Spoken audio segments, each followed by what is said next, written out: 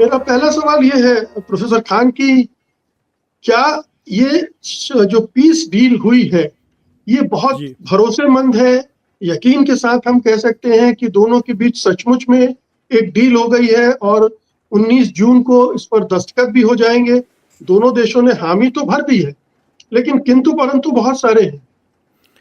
तो उसमें कई इनकन्सिस्टेंसीज हैं मुकेश जी। एक तो ये है कि डोनाल्ड ट्रंप इसको डील कह रहे हैं, ईरानियंस इसको कह रहे हैं कि ये डील नहीं है, this is a memorandum of understanding. In fact जो डेप्यूटी फॉरेन मिनिस्टर के पास से जो ट्वीट आया उसमें सेंटेंस ही शुरू वो नेगेटिवली कर रहे हैं कि this is not a deal. तो एक तरह से आप कह सकते हैं ईरानियंस आर बीइंग रियलिस्टिक और डोनाल्ड ट्रंप बहुत ही ज़्यादा ऑप्टिमिस्टिक। तो he is trying to put pressure on his people कि देखो बहुत ज़बरदस्त चीज़ है ये अमेरिका के लिए, मान लो मेरी बात, ये उनका रवैया है। लेकिन this is not a deal, this is just an agreement कि हम अब बात करेंगे सीरियस मुद्दों पर, लेकिन देर आर सम मेजर चीज़ें इसमें कमिट हो गई हैं। और देखिए हमारे पास जो ख़बर हैं वो ये ख़बर हैं जो जेडी वैंस ने कही हैं 2-3 बार पिछले 48 आवर्स में, और उसके बाद जो ईरान के पास से leak I. But officially memorandum of understanding जो 2 पेजेस का है कह रहे हैं, वो अभी तक किसी को हमने नहीं देखा, मतलब पब्लिक में नहीं देखा। तो जेडी वैंस और उन दोनों को अगर आप देखें तो अग्रीमेंट ये हो रहा है कि इमीडिएटली हॉर्मूज़ खुल जाएगा, स्ट्रेट ऑफ हॉर्मूज़। और जैसा कि ईरान स्ट्रेट ऑफ हॉर्मूज़ खोल कर डी माइनिंग शुरू कर देगा, so there will be demining, वो शुरू करेगा, तो डोनाल्ड ट्रंप कह रहे हैं कि हम ब्लॉकेड अपना निकाल देंगे। तो वो जो बेचारे जो इंडियन जो सेलर्स मारे गए, वो अगर रुक जाते 48 आवर्स तो वो अब आराम से चले जा सकते थे ईरान के पोर्ट्स तक। तो that is the first step. तो हमको जब पता चलेगा मुकेश जी कि कुछ हो रहा है या नहीं, अभी तक तो खाली ट्वीट्स पे बात चल रही है। If the ships start going through Hormuz then we know कि चले मेमोरेंडम ऑफ अंडरस्टैंडिंग पे पीपल आर एक्टिंग। दूसरी चीज़ ये है कि ईरान को $25 बिलियन दिया जाएगा, जिसमें से 12 पहले और बाकी के थ्रू द नेगोशिएशंस के दौरान देते जाएंगे, as Iran will take steps to convince. तो सेकंड चीज़ ये है कि ये तीसरी चीज़ ये है कि ईरान के को इजाज़त मिल गई कि वो अब खुले मार्केट में तेल बेच सकता है, और एक कह सकते हैं कि टेम्पररीली सैंक्शंस उठ गए हैं ईरान पर से।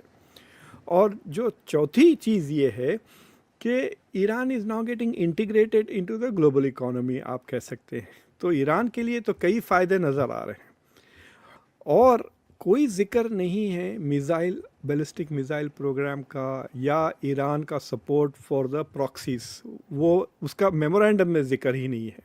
लेकिन लेबनान का ज़रूर जिक्र है कि Lebanon is part of the deal and it, so ये कॉम्प्रिहेंसिव पीस सीज़ फायर है, तो ये होगा।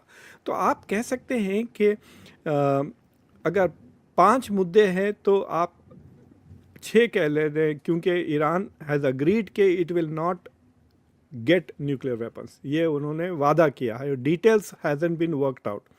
तो ये कह सकते हैं आप 2 चीज़ें ईरान ने की, ये कह दिया कि ठीक है मैं बड़ा होकर न्यूक्लियर पावर नहीं बनूंगा एक वो कह दिया। दूसरी जिसके बात लिए यह वो है पहले भी तैयार था। कि जी हाँ, वो तो JCPOA का पहला सेंटेंस तो वही है। दूसरी चीज़ ये है कि वो हॉर्मूज़ खोल देगा, बस इससे ज़्यादा और कोई कमिटमेंट नहीं है ईरान के पास। अमेरिका के पास से तकरीबन 4 कमिटमेंट्स हैं कि जैसा मैंने कहा ऑलरेडी कि उनको $25 बिलियन तक मिल जाएंगे, वो तेल बेच सकेंगे, सैंक्शंस उठ जाएंगे, और ब्लॉकेड भी खुल जाएगा ईरान के ऊपर जो है। लेकिन और इसराइल पर भी अंकुश लग जाएगा, क्योंकि लेबनान पर वो हमला नहीं कर सकता। अब वो that is a big question, क्योंकि आपको याद है 4-5 दिन पहले इतनी धूम हुई थी कि शायद मैंने आपसे ही बात किया था आपके शो पर कि ट्रंप ने जो गालियां बकी थी कि तुम क्रेज़ी हो, फलान फलान हो, उसके बावजूद फौरी 1 घंटे के बाद नेतन्याहू ने बेरूत पे हमला कर दिया। आज भी हमला किया, आज फिर डोनाल्ड ट्रंप ने बाकायदा सख्ती से डांटा है कि ट्वीट में कि इतनी छोटी सी वो हरकत थी, you should have ignored it, उस पर इतना आप जवाबी बड़ा कार्रवाई करके ही रियलाइज के Israel is trying to sabotage the deal. तो इज़राइल, देखिए इज़राइल झूठ भी बहुत बोलता है। ख़ास तौर से नेतन्याहू, तो वो अगर हिजबुल्लाह अगर मौका ना भी दें तो वो कुछ झूठ कहकर वो he is going to try and subvert this. तो अब सवाल ये होता है कि यहाँ पे मैच्योरिटी अमेरिका को और आईआरजीसी को दिखाना है, यानी IRGC has to control Hezbollah कि कोई आप बहाना ना दे, कंकड़ तक ना फेंकें, वरना फिर पूरा का पूरा सीज़ फायर ख़त्म हो जाएगा, फिर हॉर्मुज़ बंद हो जाएगा। एक वो है, और दूसरा है कि डोनाल्ड ट्रंप के ऊपर टेस्ट है कि मतलब America has to behave like an independent country. इससे मतलब मैं खुलेआम कह रहा हूँ कि अमेरिका को चाहिए कि ना सिर्फ वो कुछ प्रेशर रखे, बट इसराइल पे जासूसी भी करे कि वो कुछ ना करे। आपने ख़बरें पढ़ी होगी न्यूयॉर्क टाइम्स में कि एकदम पेंटागन बहुत परेशान है कि इसराइल अमेरिका पे बहुत स्पाइंग कर रहा है, बट द रिवर्स का कभी आपने नहीं सुना। So America has to now use its intelligence कि देखें कि इसराइल क्या षड्यंत्र बना रहा है पीछे टू सबोटाच दिस डील। तो वो एक इम्पॉर्टेंट टास्क है, और आई एम सॉरी टू से कि इतने फतूर लोग इन्होंने भरे हुए हैं अपनी एडमिनिस्ट्रेशन में कि ये अमेरिका को और ट्रंप को धोखा दे देंगे लेकिन इसराइल को धोखा नहीं देंगे। मिसाल के तौर पे खुद एम्बेसडर को देखें आपने गौर किया, अमेरिकन एम्बेसडर टू इसराइल, उसका कोई रोल नहीं था इस पूरी जंग में, बिकॉज ट्रंप खुद जानते हैं कि he is not useful to me, वो तो इसराइल का एजेंट है। अब वो वहाँ बैठकर एम्बेसी में बैठकर वो क्या जासूसी करेगा इसराइल के ऊपर। So America is handicapped in controlling Israel.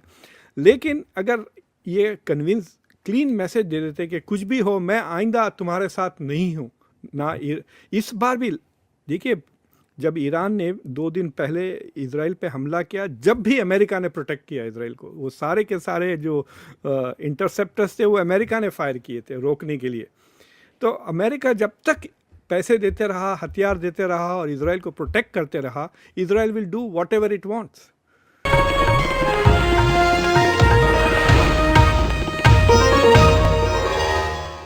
Copyright disclaimer under Section 107 of the Copyright Act 1976. Allowance is made for fair use for purposes such as criticism, comment, news reporting, scholarship, and research.